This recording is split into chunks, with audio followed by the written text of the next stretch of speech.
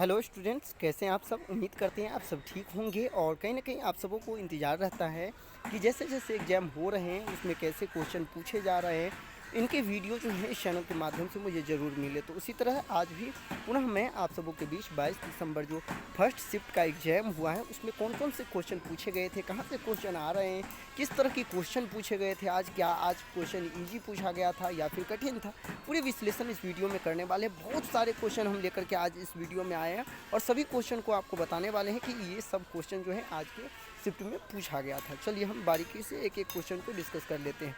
जैसे कि पहला जो क्वेश्चन था वो था आपका रेलगाड़ी से संबंधित प्रश्न। रेलगाड़ी से संबंधित जो प्रश्न है पर डे जो है क्वेश्चन में आ रहे हैं, चाहे वो बात करें ईवीएस की, चाहे वो हम बात करें मैथ में, पर डे जो है रेलगाड़ी से रिलेटेड क्वेश्चन आ रहे हैं।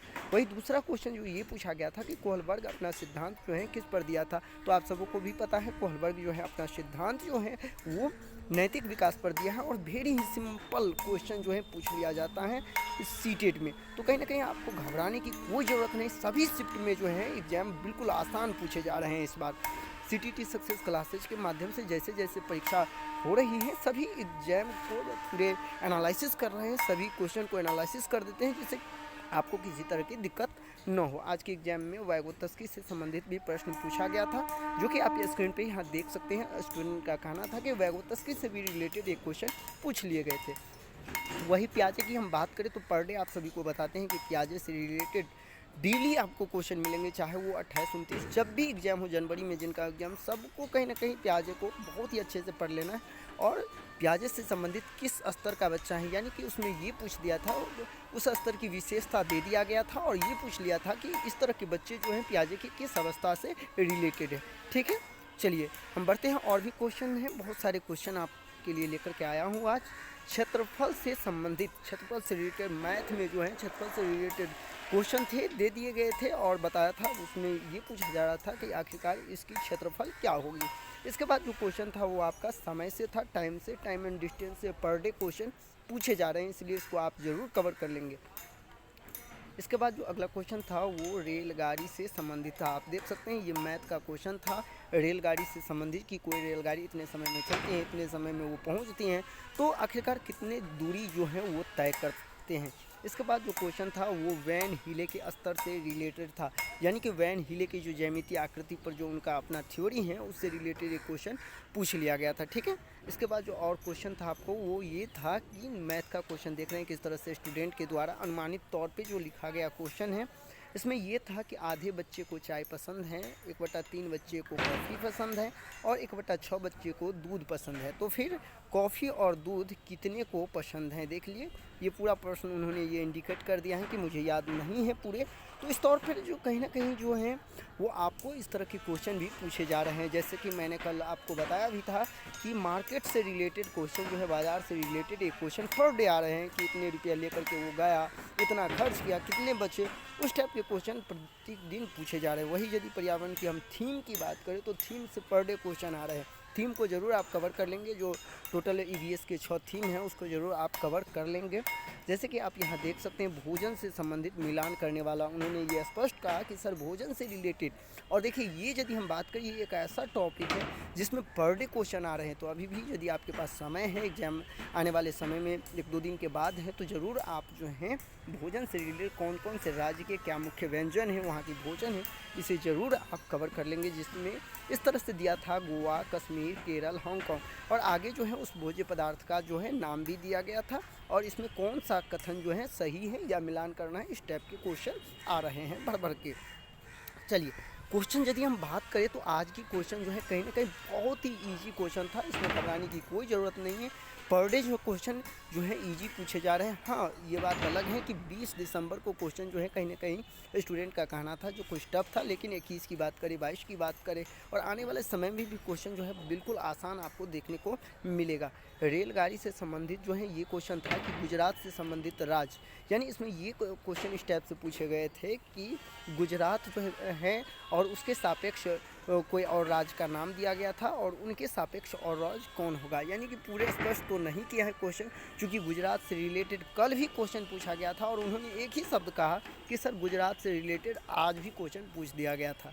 इसके बाद जो नेपेंथिस हैं, बार बार ये क्वेश्चन आ रहे हैं और ये पूछा गया था आज सिंपल में कि नेपेंथिस किस राज्य से संबंधित है। तो आप सबों को भी पता है नेपेंथिस जो है मेघालय से संबंधित है और बहुत ही सिंपल ये क्वेश्चन है। कहीं ना कहीं कोई भी ऐसे स्टूडेंट नहीं होगा जो इस तरह की क्वेश्चन को छोड़े होंगे।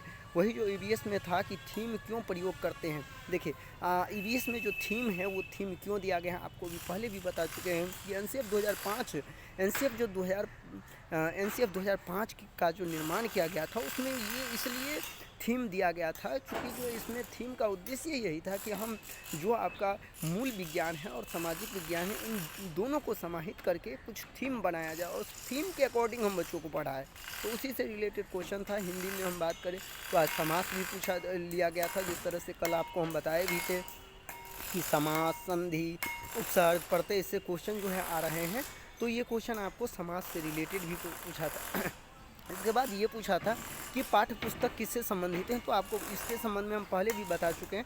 वैसे पूरे क्लियरली तो नहीं बताया है कि इससे संबंधित क्या प्रश्न था, लेकिन आपको बताए हैं शिक्षण के जो हैं वो 3 चर होते हैं टोटल। एक होता है शिक्षक, दूसरा होता है पाठ्य पुस्तक और तीसरा होता है छात्र। तो टीचर जो होती हैं वो स्वतंत्र चर होती है, पाठ्य पुस्तक जो होता है वो मध्यस्थ चर होता है और स्टूडेंट जो होता है वो आश्रित चर होता है। तो इस टाइप के क्वेश्चन जो है पूछे जा रहे हैं।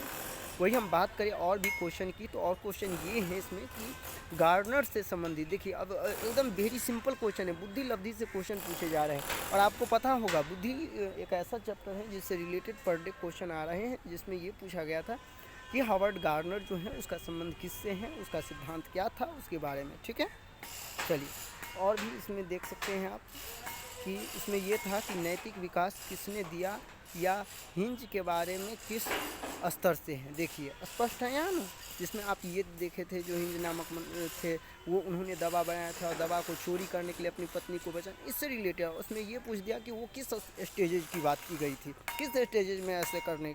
तो नैतिक विकास से रिलेटेड जो है फिर दूसरा प्रश्न भी आ गया था। इसके बाद है समझना, विश्लेषण और इससे रिलेटेड क्वेश्चन आ रहे हैं। यानी कि कोई चीज़ को जो है समझ पर आधारित और विश्लेषण, इन्होंने ये प्रश्न को पूरा नहीं बताया। उन्होंने यही कहा कि समझना या फिर विश्लेषण करना ये किस स्तर से या किस चीज़ से रिलेटेड इस तरह के क्वेश्चन आए थे।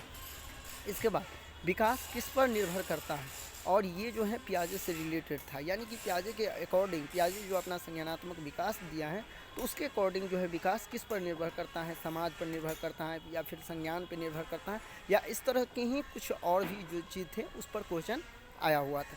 ठीक है, इसके बाद यदि हम बात करें और क्वेश्चन की, तो उसमें NEP 2020, देखिए ये एक ऐसा टॉपिक है जो कहीं ना कहीं आपके सिलेबस से बाहर है। सिलेबस में इस बार जो है NEP 2020 का जिक्र नहीं किया गया था, लेकिन आपने देखा होगा कि 22 दिसंबर को भी 21 दिसंबर को भी आपको ये पूछे गए थे। इसके बाद जो है 22 दिसंबर को भी ये पूछ लिए हैं NEP 2020। तो आपको NEP 2020 यदि अभी तक जो लोग नहीं पढ़े हैं वो ज़रूर उस चीज़ को कवर कर लें। और इसमें ये था कि NEP 2020 में प्राथमिक स्तर पर बच्चे की भाषा किस में होना चाहिए। तो मैं तो अपने क्लास में ज़रूर स्पष्ट कर दिया था कि NEP 2020 में जो है मातृभाषा पर ज़्यादा बल दिया गया है। पूर्ण रूप से कहा है कि बच्चों को 1 से 5 तक जो है मातृभाषा में ही शिक्षा देना चाहिए। तो वेरी सिंपल क्वेश्चन कहीं ना कहीं आप लोग के लिए आ रहे हैं। इसके बाद जो है NCF 2005 से रिलेटेड क्वेश्चन पूछा गया था। और NCF 2005 एक ऐसा टॉपिक है जो कहीं ना कहीं बहुत ही ज़्यादा क्वेश्चन इससे निकल के आ रहे हैं। तो आप लोग कहीं ना कहीं NEP 2020, इसके बाद NCF 2005, इन दोनों को ज़रूर कवर कर लेंगे। साथ ही साथ जितने सारे जानकारी इस वीडियो के माध्यम से जितने भी क्वेश्चन का डिस्कस किए हैं उन सभी को एक बार जिनका एग्ज़ाम आगे हैं वो ज़रूर कवर कर लेंगे, जिससे कि आने वाले समय में आपको किसी तरह की परेशानी न हो। उम्मीद करते हैं इस वीडियो के माध्यम से देखने के बाद आपको बहुत सारी जानकारी जो मिल गया होगा, और यह वीडियो के देखने से आपको ज़रूर यह पता चल गया होगा कि क्वेश्चन का लेवल कैसा है। तो आप लोग मुझे कमेंट ज़रूर करें, जिससे कि हम भी समझें कि आपको इस तरह की क्वेश्चन यदि पूछे जाते हैं तो आपको इजी लगता है या फिर कठिन लगता है। आपकी कमेंट की प्रतीक्षा रहेगी। साथ ही साथ एक एडिशनल इन्फॉर्मेशन और आप सबों को दे दूं कि आज रात में हम आपको जो आगे होने वाले जो एग्ज़ाम हैं उससे रिलेटेड अभी तक के जितने एग्ज़ाम हुए हैं सभी को एनालिसिस करने के बाद कौन कौन से टॉपिक आपको आगे के एग्ज़ाम में पूछने वाले हैं उस पर वीडियो हम आज रात 8 बजे अपलोड करने वाले हैं। तो उसको देखना आप लोग ज़रूर न भूलें। चलिए अभी के लिए बस इतना ही। बने रहे मेरे YouTube channel CTT success classes पे। जैसे ही कुछ लेटेस्ट इन्फॉर्मेशन होता है हम आप सबों को देने की कोशिश करेंगे। और इसी तरह पर डे आपको जो है जो भी एग्ज़ाम की शिफ्ट ख़त्म होंगे और कुछ देरी लग सकते हैं आपको क्वेश्चन आने में, लेकिन जैसे ही पूरे डाटा मेरे पास आएगा तो मैं ज़रूर आप सबों को पर डे जो है एग्ज़ाम जैसे जैसे होते जाएंगे सभी क्वेश्चन का एनालिसिस करके आप सबों के सामने ज़रूर रखूँगा। मिलते हैं नेक्स्ट वीडियो में, अभी के लिए बस इतना ही। बने रहे मेरे इस YouTube channel CTT success college. धन्यवाद।